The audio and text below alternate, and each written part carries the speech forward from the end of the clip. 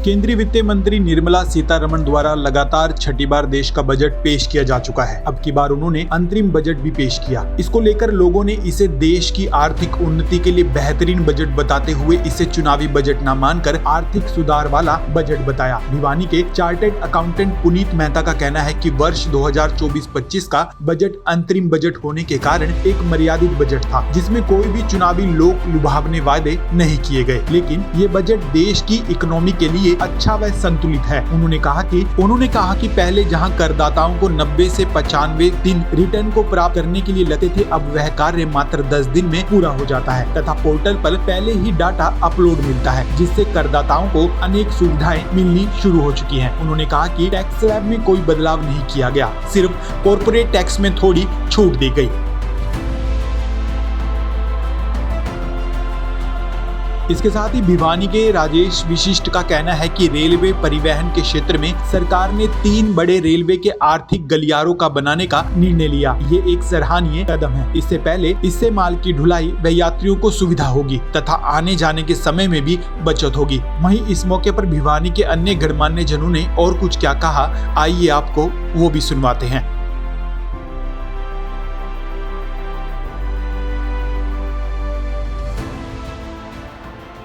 देखिए, जो सरकार का अंतरिम बजट है वो बड़ा ही सराहनीय है और ख़ासकर युवाओं के लिए जो सरकार ने प्रशिक्षित किया है, 1.4 करोड़ युवाओं को प्रशिक्षित कर जो है उनको स्किल इंडिया के माध्यम से, ताकि वो अपने पैरों पर खड़े हो सकें। और अनोखी संख्याओं में जो ITI खोली है वो भी सराहनीय कार्य है।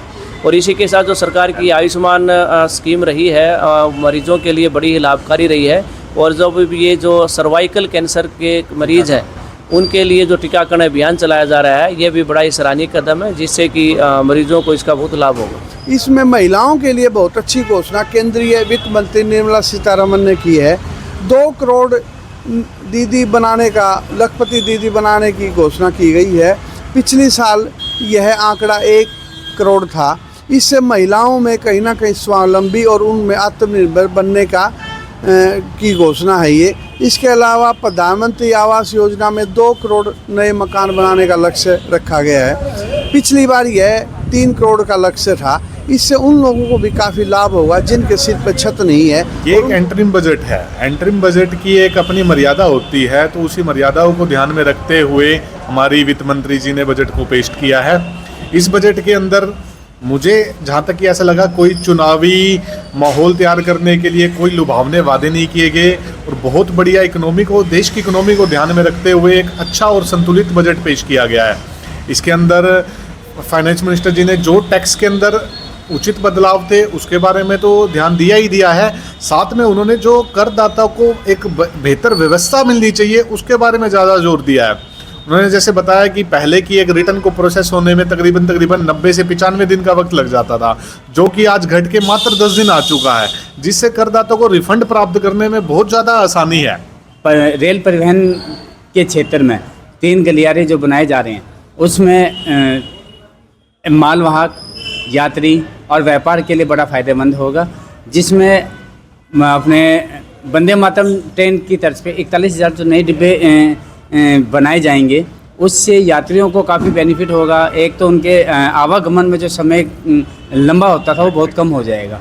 दूसरा, जो मालवाहक जो गाड़ियाँ चलेंगी उससे भी कहीं ना कहीं व्यापारियों को समय की बचत होगी और आम जन तक जो माल है उस समय पे भी पहुंच पाएगा। इलेक्ट्रिकल जो ट्रेन है उसके चलने से भी सरकार को और यात्रियों को बड़ा बेनिफिट होगा।